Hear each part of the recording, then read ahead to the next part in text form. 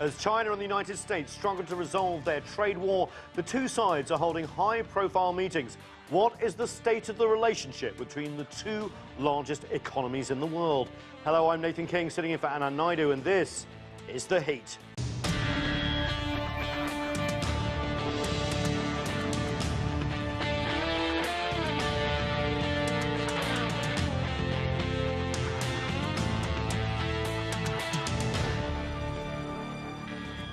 Hello again. US Vice President Mike Pence is in Asia to participate in the ASEAN and the APEC, the Asia-Pacific Economic Cooperation meetings. And at the end of the month, US President Donald Trump is set to meet with his Chinese president counterpart Xi Jinping during the G20 summit in Argentina. A possible trade deal will dominate those discussions, but the two countries, can they stabilize their relationship by cooperation on a range of other issues, from terrorism to the denuclearization of the Korean Peninsula? Last Friday, high-level Chinese and U.S. officials met here in Washington for a second round of diplomatic and security talks, and CGTN's Owen Fairclough has this report.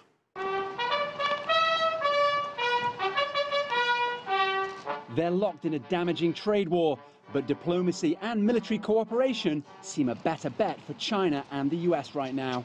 There's enough goodwill to bring both high-level diplomats and defense ministers together in Washington and, without President Trump, strike a different tone.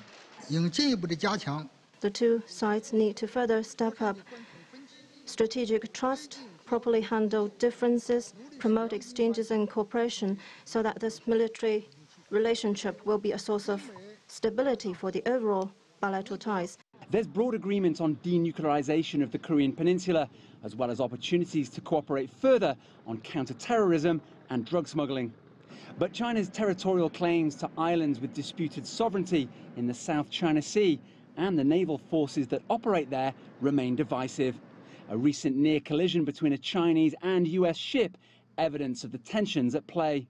And neither side appears willing to give ground. We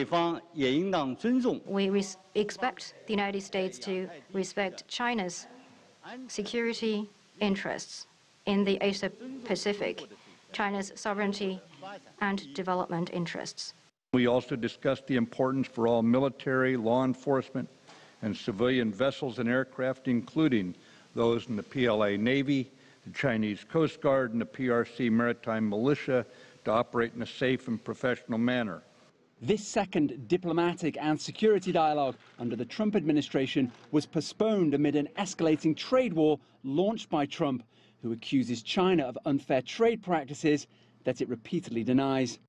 Just how useful this meeting between the two sides has been will be put to the test when President Xi Jinping meets Trump at the G20 summit in Argentina at the end of this month. Owen Fairclough, CGTN, Washington.